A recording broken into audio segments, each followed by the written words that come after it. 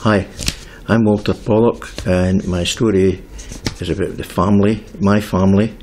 We were haulage contractors in Port Glasgow for over 100 years. The title of the story is Clydesdales from First to Last. Clydesdales refer to Clydesdale horses.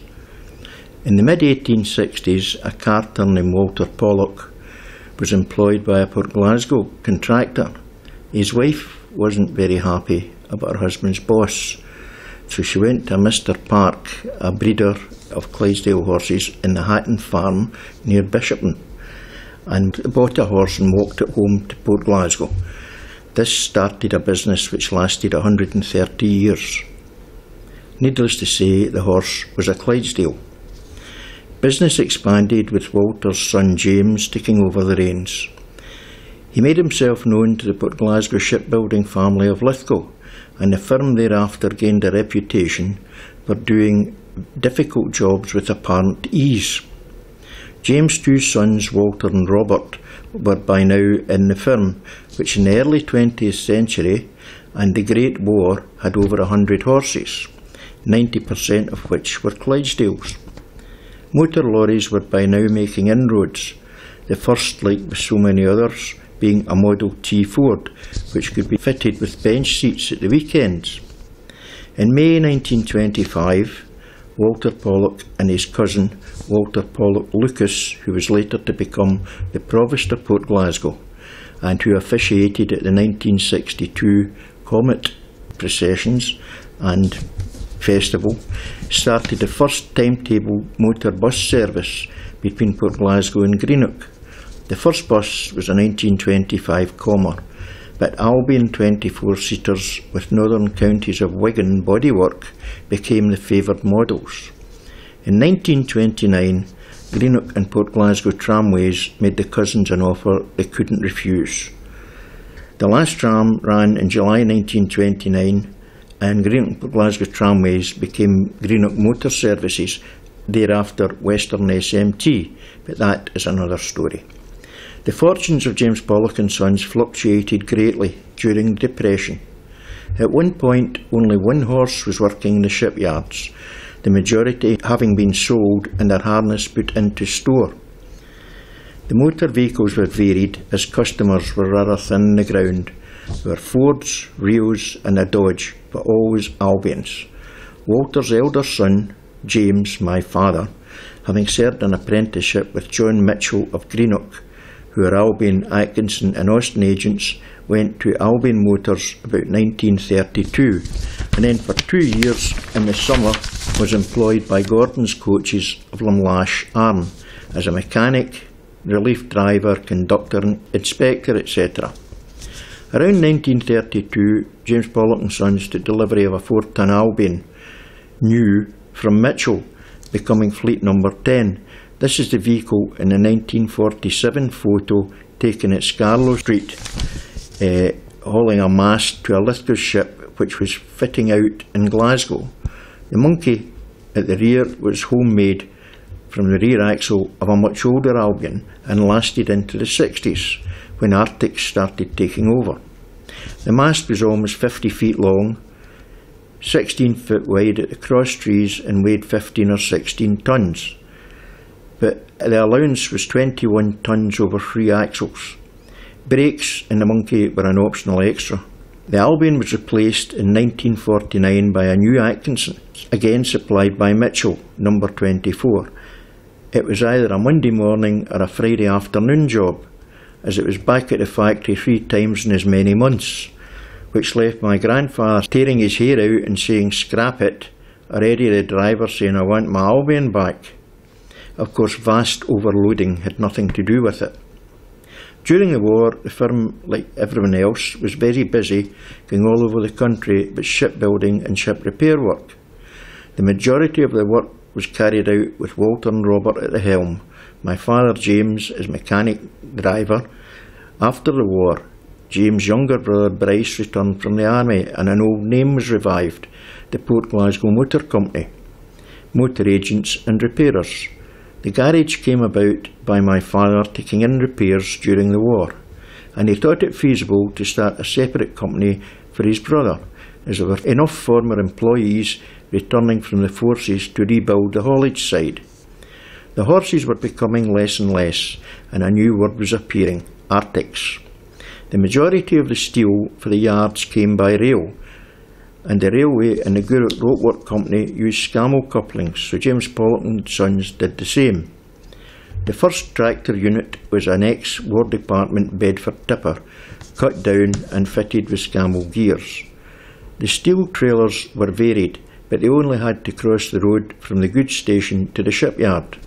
Guruk Ropework ran material in from Glasgow and Grangemouth docks, and the finished products out to anywhere at all. Trailers were nearly all new 26-foot York trailers. The tractor units and tippers in the 50s and early 60s were almost all Austins, as Port Glasgow Motors were Austin agents. The tippers, 8 or 10 daily, worked with the Limerick Trinidad Lake Asphalt Company on tar. The only exception was a new Albion Chieftain, EHS 591, again supplied by Mitchells, and was replaced in 1964 by a 1961 Albion Chieftain number 43 YVD 479, which came from Tayforth, which was a subsidiary of British Road Services, along with a 26-foot York trailer. With plating coming in, Jim and Bryce knew that there would have to be expensive changes. There was never any doubt what would replace the Austins. In fact, I don't think there was even a discussion. Albions were the answer. The tippers were a priority, as the 7-tonners had been running with 10 tons plus since they came.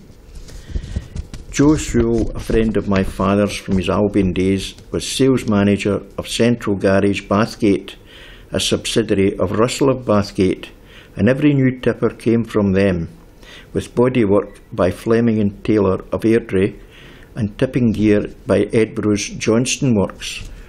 The first new vehicle was number 27, MHS 859F, went on the road on the 1st of August 1967. An Albion Super Reaver, spare wheel, painted, sign written, road taxed for £3,300 all in. The biggest problem was convincing the drivers they could only put 13 tons on it. Another Reaver, number 26, RHS 941G, came a year later, followed at yearly intervals by 3 Clydesdales. One of the reasons for the yearly intervals was Jim Pollock's belief that you don't buy it unless you can pay for it in cash, change days. Number 26, when about 6 months old, developed a serious oil leak at a main bearing. A phone call to Central Garage, a return call from Albion Motors Repair Department in Yoker, bring it in before 3 o'clock on Friday, pick it up 2 o'clock on Sunday. Factory reconditioned engine, fitted with no charge. Where would you get service like that nowadays? The Clydesdales were rather unique in that although they were tippers, they used the shortest freight chassis, giving a 14-foot 6 body with a single 10-foot long cape in the centre. As the bulk of the work was tar, this allowed a JCB to remove small amounts at a time, thus avoiding spilling and, more importantly, damage to the body. I came home in April 1969 after serving an apprenticeship in Glasgow with Carlow Cars in Finniston Street on cars and in Cook Street in the south side on trucks. A poignant day was in February 1970 when the last horse walked out of Lithgow's Kingston Yard, a story with a happy ending, for the horse went to a farm near Kilsyth on the understanding he would never have to work and he could enjoy his well-earned retirement. In September 1972 another Clydesdale was delivered, number 34, LHS 517L, which must have been among the last to be built. About this time Scania introduced the 2-axle 16-tonner to the United Kingdom, and a salesman came with a tipper demonstrator. My father took it for a test drive, came back, said it was the most comfortable lorry he'd ever driven. It was no use. Why? Asked the salesman. Because you can't put 10 tons on it legally. I get 10.5 tonnes with my Albions. John Stewart, a haulage contractor and grain merchant from Larbert, with whom we had dealt for a number of years, mainly for horse feed, contacted my father to say he was finishing up and had 2 Albions with sand bodies, ideal for tar, for sale, and gave us first refusal. They came within 3 months of each other and were immaculate. The first, a fixed Cape Clydesdale, became number 33, DMS 802L, and as usual gave 10.5 tonnes payload. The second, an Albion Super Reaver, but with the heavier 10-stud back wheels, gave 22.5 tonnes gross and a comfortable 15.5 to 16 tonnes payload. This was number 32, DWG 233L. This brought the main tipper fleet to 7 top-range Albions, although there were a few of the 5 and 7 tonne Austins doing local work, such as repairing pavements and potholes. Do you remember they used to do that? In 1975, the Gourock Ropework, which had been a major customer, closed, and then in 1976, Tarmac bought over the Limmer. In March 1977, the hardest blow came when, after a short illness of only a few weeks, James Pollock died aged 64. Like most young men, I had my own ideas, most of which were bashed out of me. But one thing I did convince my father and uncle to do was to go into fifth-wheel Arctics, as more and more steel was coming by road.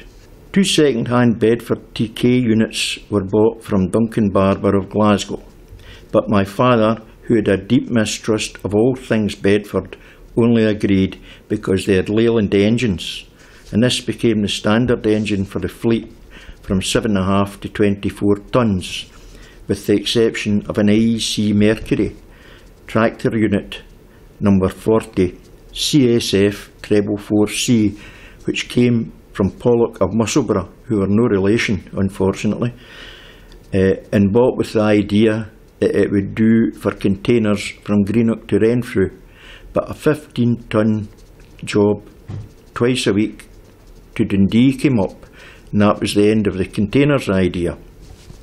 In the 80s, the Albions were still holding their own, but fuel costs were going up, and rates, especially quarry rates, were static. There was one more Clydesdale to come. The 4th number 24, HTS 537G, an ex-Harry Lawson Leyland Super Comet, was retired after 9 years very hard work, to be replaced by number 54, WSU 588S, a Leyland Clydesdale ex-Strathclyde Motherwell. We took the Leyland letters off the front, put Pollock in their place, a Rising Sun badge from a tipper grill on the front, and a salt iron thistle badge from a Clydesdale in the front bumper. By this time the shipyards and their ancillaries had all but finished, only Ferguson's surviving. Also, our kind of tipper work was being slaughtered by another Renfrewshire firm. My uncle continued to run the garage side and did so until 2008, when he retired, aged 88. I kept going with the Clydesdale and a 7.5-tonne Ford until 1991, but I had suffered broken bones in my neck, amongst other things, and a bad smash in the 80s, and these were still making life difficult, so I decided enough was enough. Of all our long-term drivers, only one was never given a new vehicle. Guess who? No favouritism in James Pollock and Sons. I did get DMS 802L, and I still maintain that the Albion Clydesdale was the best medium-weight 2-axle vehicle ever built, bar none. So I can honestly say that James Pollock and Sons started with a Clydesdale and finished with one, all from the same office in Chapelton, Port Glasgow.